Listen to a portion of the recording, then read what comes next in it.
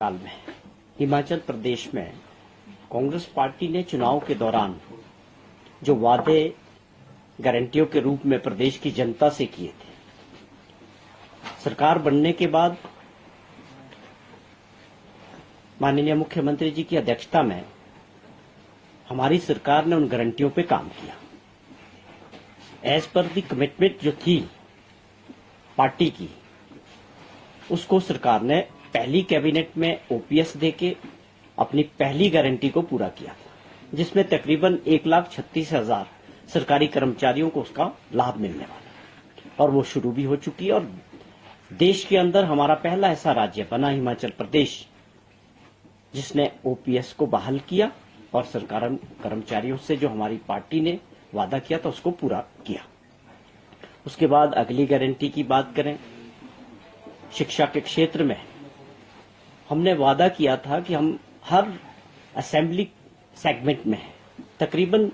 3 medium English schools जो है शुरू करेंगे। उसके पीछे सोच क्या थी पार्टी की और सरकार की? जो सरकारी स्कूलों में जो है पढ़ने वाले बच्चों की संख्या कम हो रही है और लोग पब्लिक और प्राइवेट स्कूल्स की तरफ जा रहे हैं। उस नजरिए से हमने ये प्रॉमिस किया था कि 3 स्कूलों में जो है इसको शुरू करेंगे, लेकिन माननीय मुख्यमंत्री जी ने और सरकार ने इस बात को समझते हुए एक फैसला लिया कि हिमाचल प्रदेश के अंदर जितने भी स्कूल है वहां पर सब में ये इंग्लिश मीडियम पढ़ाई शुरू करी थी। ये दूसरी गारंटी थी जिसमें हमने कमिटमेंट जो थी उससे आगे बढ़ के इस पे काम किया। उसी प्रकार जो स्टार्टअप था, राजीव गांधी स्टार्टअप योजना, जिसमें 680 करोड़ से युवा साथियों के लिए रोजगार देने की जो सोच थी सरकार की, उसके 2 चरण हमने पूरे किए, जिसमें इलेक्ट्रिक वाहन खरीदकर उनको सरकारी महकमों के साथ जोड़ना और एक सुनिश्चित आय करना युवा साथियों की, जिनको वो परमिट मिलेगा वो अपनी गाड़ी खरीदेंगे और उनको उसके साथ जो है गाड़ी खरीदने के लिए जो अनुदान के तौर पे 50% जो मदद जो है वो सरकार की तरफ से मिलेगी। ये अपने आप में कुछ ऐसी योजनाएं हमारी सरकार ने शुरू की है। मैं समझता हूं कि भारतवर्ष में किसी भी राज्य में इस तरह की योजनाएं नहीं है। आप समझें कि सोलर के क्षेत्र में बात करें या इलेक्ट्रिक वाहन की बात करें, कि अगर कोई गाड़ी आपकी 15 लाख रुपया कॉस्ट कर रही है और उसमें 50% अनुदान का मतलब है कि 7.5 लाख रुपया वो सरकारी मदद उस बच्चे को और उस बेरोजगार साथी को मिलेगी, और साथ में वो गाड़ी हायर करके सरकारी महकमों के साथ लगाई जाएगी, जिससे उनकी एक आय सुनिश्चित हो जाएगी कि वो 40,000 रुपया महीने का वो बेरोजगार साथी कमा रहा है। तो मैं समझता हूं इस प्रकार का मॉडल जिसमें हमारा एनवायरनमेंट भी बचेगा और साथ में युवा साथियों को काम भी मिलेगा, वो अपने उनके साथ अनुदान की भी हेल्प करेंगे और साथ में वो एक 40,000, 30,000 या 50,000 का रोजगार भी मिलेगा। ये हमारी दूसरी गारंटी थी, उसका एक पार्ट था। सेकेंड पार्ट में माननीय मुख्यमंत्री जी ने सोलर क्षेत्र में ऐसे लोगों को जिनके पास छोटी जमीनें हैं और उस पे वो एग्रीकल्चर नहीं कर पा रहे हैं, चाहे वो कारण कुछ भी हो, जंगली जानवरों का कारण हो सकता है या उनको और है, तो एक सोच थी हमारी सरकार की और मुख्यमंत्री जी की कि कम से कम हर ऐसा व्यक्ति कम से कम 25-30 हजार रुपया महीने का अपने घर के पास कमाए, उन छोटी जमीन से भी। तो उसमें सोलर के जरिए जो है छोटे प्लांट्स लगा के उनको भी हमने 50% अनुदान देने की बात कही है। तो उसमें भी हमें उम्मीद है कि लोगों को जो है अपने घर के पास और युवा साथियों को एक अच्छा रोजगार मिलेगा। और तीसरी योजना के तौर पे जो है, जो अभी बजट में जिस प्रकार हमारी सरकार ने पहली बार एक ऐतिहासिक बजट दिया था और दूसरा बजट जो अभी माननीय मुख्यमंत्री जी ने पेश किया था, जिसमें रूरल अर्थव्यवस्था की तरफ पूरा फोकस इस बजट में था कि गांव में रहने वाले लोगों को उनके क्षेत्र में किस तरह से मजबूती दी जाए, जो वहां से वो रोजगार के लिए बाहर माइग्रेट ना करें। और साफ तौर पे आप लोगों ने देखा कि रूरल अर्थव्यवस्था के लिए कृषि से जुड़े हुए लोग, बागवानी से जुड़े हुए लोग या पशुपालन करने वाले लोग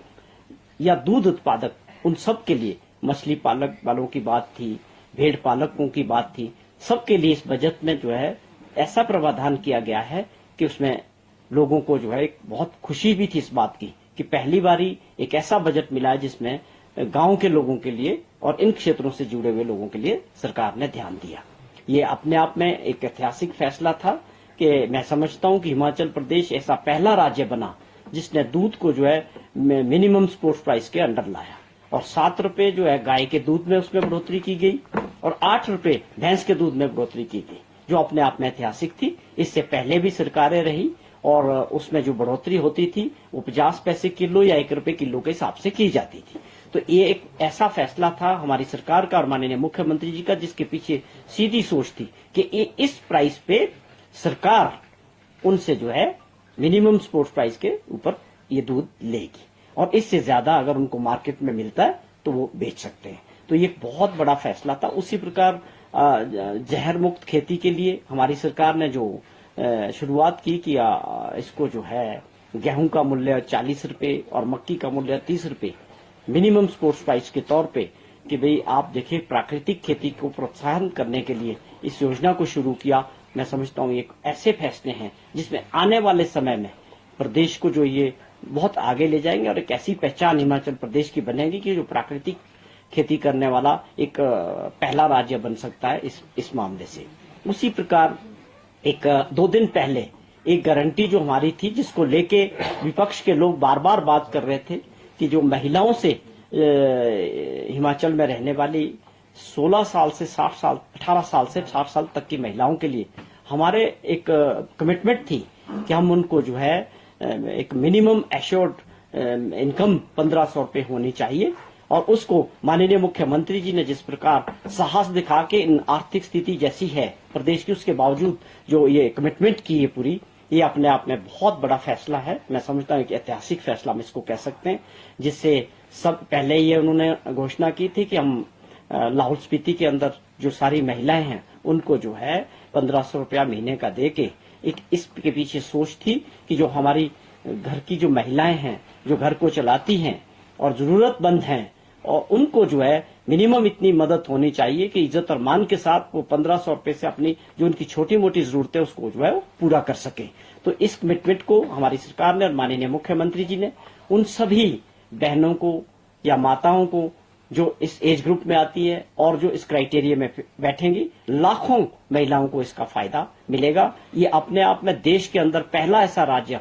हिमाचल प्रदेश बना है जो 1500 रुपया महीने के तौर पे महिलाओं को और बच्चियों को जो है जो 18 साल से ऊपर है वो हिमाचल प्रदेश में मिलने वाला है। तो इसके जरिए माननीय मुख्यमंत्री जी ने जिक्र किया था कि 800 करोड़ रुपए का हर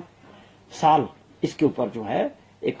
खर्चा सरकार को सहन करना पड़ेगा। लेकिन हमारी जो एक और गारंटी थी, हमने अपने 12 महीने के कार्यकाल में चौथी गारंटी पे काम किया, और ये स्वाभाविक है कि ये देश के अंदर जो आप सब हम कहते हैं कि 50% जो पॉपुलेशन है महिलाओं की, एक घर को चलाने में, परिवार को और समाज को चलाने में महिलाओं का जो सहयोग रहता है, जो रोल रहता है, वो अपने आप में बहुत महत्वपूर्ण है। तो हमारी सरकार ने और कांग्रेस पार्टी ने जो कमिटमेंट की थी उसको पूरा किया। ये मैं समझता हूं अपने आप में एक बहुत बड़ा देश के अंदर ये देश को एक जो है दिशा दिखाने वाला फैसला। इन आर्थिक स्थिति में, जब हमारी आर्थिक स्थिति अच्छी नहीं थी, लेकिन उसके बावजूद काम की और विकास की गति को और अपने कमिटमेंट्स को हमारी सरकार ने और मुख्यमंत्री जी ने बेखूबी आगे बढ़ाया। और उसके बाद जिस तरह से लोगों का रिस्पॉन्स आ रहा है, और मैं समझता हूं कि इसके बाद विपक्ष के लोग जो बार बार उनका आधार नहीं था कि जो विपक्ष इस बात को लेके गारंटियों के लेके बार बार पूछते थे, हम उनसे जानना चाहते हैं कि 12 महीने के कार्यकाल में 4 गारंटियों पे जिस प्रकार से हमारी सरकार ने काम किया है, जबकि सरकार जो भी बनी थी, जो भी गारंटियां थी, जो भी कमिटमेंट्स थी, ये स्वाभाविक तौर पे 5 साल के लिए हमारी थी, प्रदेश की जनता के लिए, कि हम जो भी काम करेंगे वो 5 साल के कमिटमेंट के साथ आए थे। लेकिन उसके बावजूद हमने अगर इतने कम समयों में 4 गारंटियों पे काम किया है, और आने वाली और जो गारंटियां उसके ऊपर भी हमारी सरकार तेजी से काम करेगी। तो ये कुछ ऐसे फैसले थे जिसका मैं समझता हूं कि प्रदेश के अंदर बहुत बड़ा इम्पैक्ट होने वाला है, और बहुत ऐतिहासिक फैसले 12 महीने के कार्यकाल में हमारी सरकार ने और माननीय मुख्यमंत्री जी ने लिए, और इसका प्रदेश के लोगों पर बहुत बड़ा असर होने वाला है। तो ये कुछ हमारे जो कमिटमेंट्स थे, हमारी सरकार ने इसको पूरा किया। बाहर का रास्ता दिखा दिया है, आपको क्या लगता है कि सारे रास्ते जो है कांग्रेस पार्टी बनाने बंद हो गए? देखिए, हमारी जो कुछ पिछले दिनों हुआ है। सरकार, आपने देखा किस प्रकार से माननीय मुख्यमंत्री जी लगातार लोगों के बीच जा रहे हैं, प्रदेश का दौरा कर रहे हैं। वो इस बात से रुकने वाले नहीं है।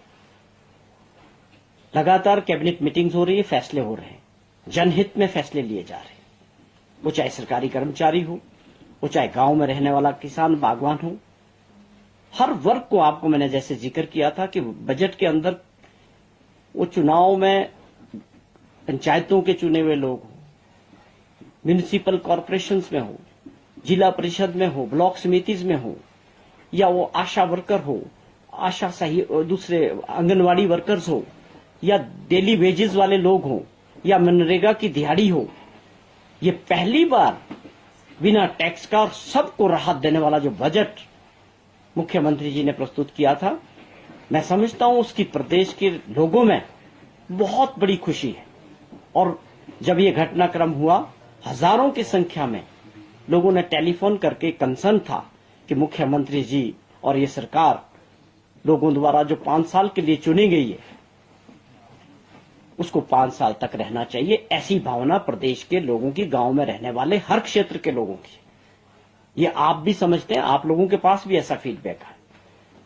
तो लोकतंत्र में लोगों ने 1 साल पहले हमारी सरकार को चुना, बहुमत मिला, 40 सीटें कांग्रेस पार्टी को मिली, 25 सीटों का जनमत जो था वो भाजपा को मिला। साफ तौर पे उसमें एक संदेश था कि 25 सीटें वाले लोगों को विपक्ष में बैठना है, और कांग्रेस पार्टी को जो है सरकार बनी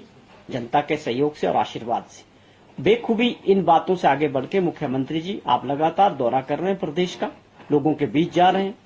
और लोगों का समर्थन उनको मिल रहा है और वो विकास की दृष्टि से काम कर रहे हैं। कल नेरवा में थे, आज हमीरपुर गए, उसके बाद कांगड़ा जा रहे हैं, उससे पहले धर्मपुर थे। लगातार कैबिनेट मीटिंग्स हो रही है, जनमत लोगों की जो समस्या उसके ऊपर सरकार का काम कर रही है। हमारी प्राथमिकता और हमारी सरकार की प्राथमिकता साफ तौर पे, मुख्यमंत्री जी की प्राथमिकता साफ है कि हमने जो है लोगों के लिए और प्रदेश की जनता के लिए काम करना है। हमारा पूरा फोकस जो है पूरी ईमानदारी के साथ लोगों की सेवा करने का लक्ष्य है। Thank you.